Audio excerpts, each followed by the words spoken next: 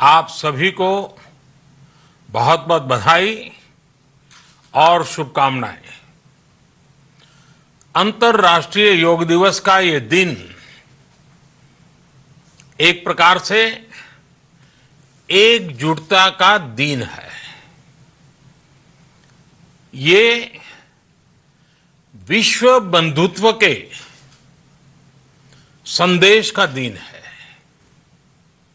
ये oneness of humanness का दिन है, जो हमें जोड़े, साथ लाए, वही तो योग है। जो दूरियों को खत्म करे, वही तो योग है। कोरोना के इस संकट के दौरान दुनिया भर के लोगों का my life my yoga video blogging competition में हिस्सा लेना इस बात को दिखाता है कि योग के प्रति उत्साह कितना बढ़ रहा है, कितना व्यापक है। साथियों, इस साल अंतर्राष्ट्रीय योग दिवस की theme yoga at home and yoga with family ये तय हुई है।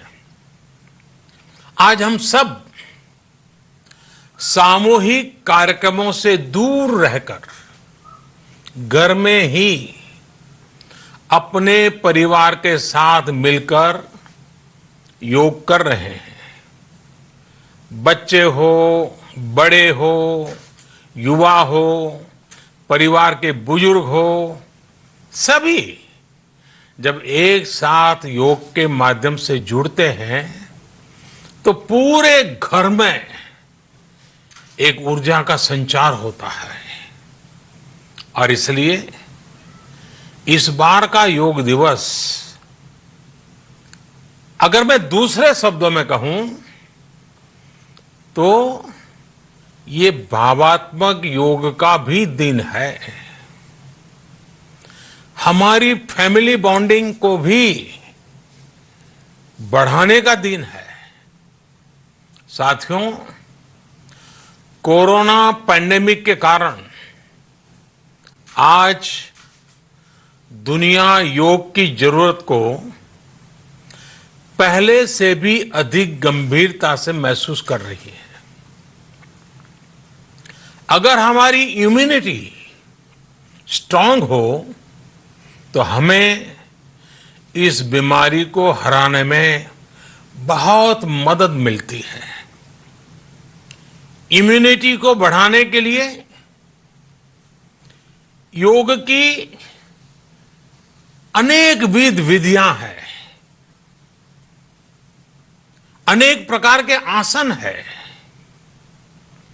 वो आसन ऐसे हैं जो हमारे शरीर की स्ट्रेंथ को बढ़ाते हैं, हमारे मेटाबॉलिज्म उसको शक्तिशाली करते हैं। लेकिन कोविड-19 वायरस खासतौर पर हमारे श्वसन तंत्र यानी कि रेस्पिरेटरी सिस्टम पर अटैक करता है। हमारे रेस्पिरेटरी सिस्टम को स्ट्रांग करने में जिससे सबसे ज्यादा मदद मिलती है वो है प्राणायाम। प्राणायाम यानी एक प्रकार से ब्रीथिंग एक्सरसाइज है। सामान्य तौर पर अनुलोम विलोम प्राणायाम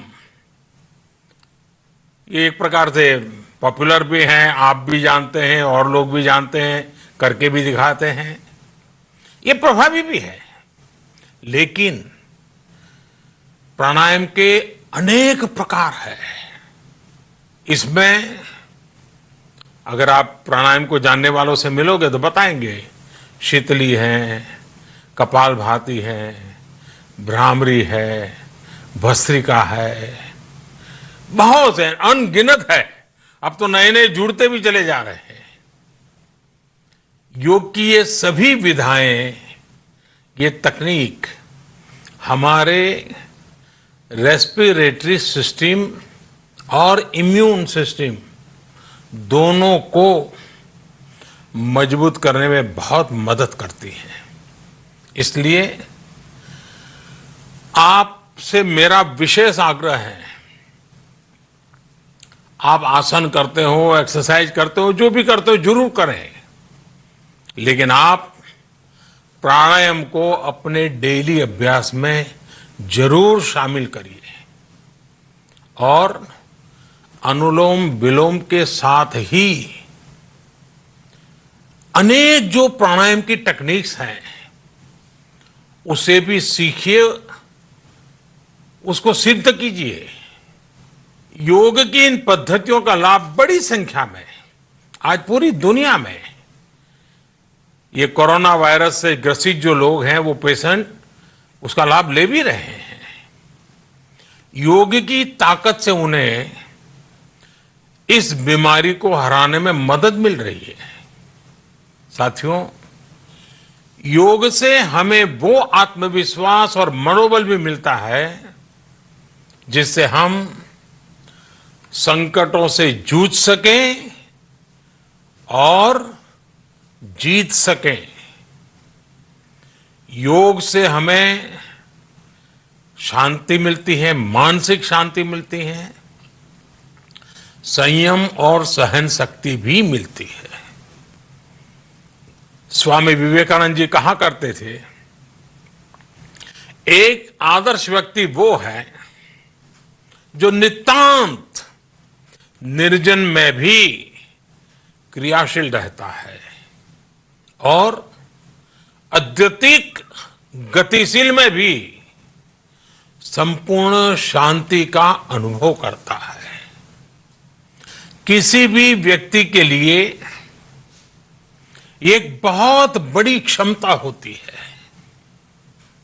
जब बहुत ज्यादा विपरीत परिस्थिति हो तब भी एक्टिव रहना, थककर हार न मानना, बैलेंस रहना, ये सारी चीजें योग के माध्यम से हमारे जीवन में स्थान प्राप्त करती हैं, हमारे जीवन को बदल देती है, ताकत देती है। और इसलिए आपने भी देखा होगा, महसूस किया होगा, योग का साधक कभी संकट में धैर्य नहीं खोता है। योग का अर्थ ही है समत्वम योग उच्यते, अर्थात अनुकूलता, प्रतिकूलता, सफलता, विफलता, सुख, संकट, हर परिस्थिति में समान रहने, अडिग रहने का नाम उसी तो योग कहते हैं। Friends, yoga enhance our quest for a healthier planet. It has emerged as a force for unity and deepens the bonds of humanity. It does not discriminate. It goes beyond race, color, gender, faith, and nations. Anybody can embrace yoga. All you need is some part of your time and empty space. Yoga is giving us not only the physical strength, but also mental balance and emotional stability to confidently negotiate the challenges before us. Friends, if we can fine-tune our course of health and hope, the day is not far away when world will witness the success of healthy and happy humanity. Yoga can definitely help us make this happen.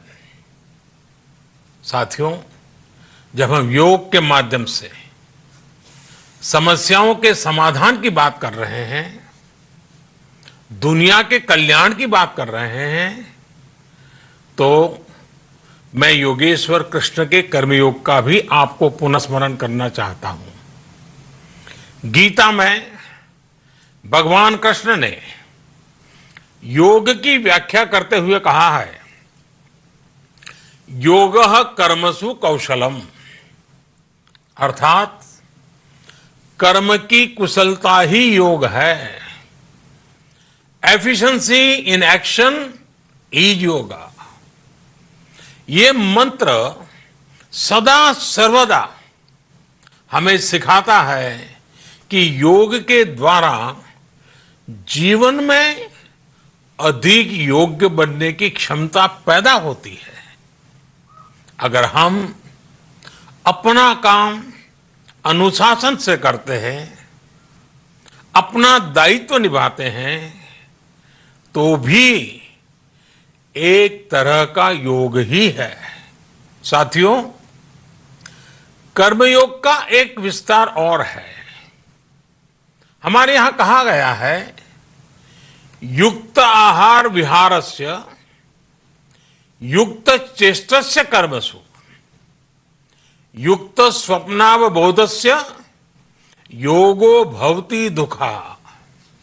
अर्थात सही खान पान, सही ढंग से खेलकूद, सोने जागने की सही आदतें और अपने काम, अपनी ड्यूटीज को सही ढंग से करना ही योग है।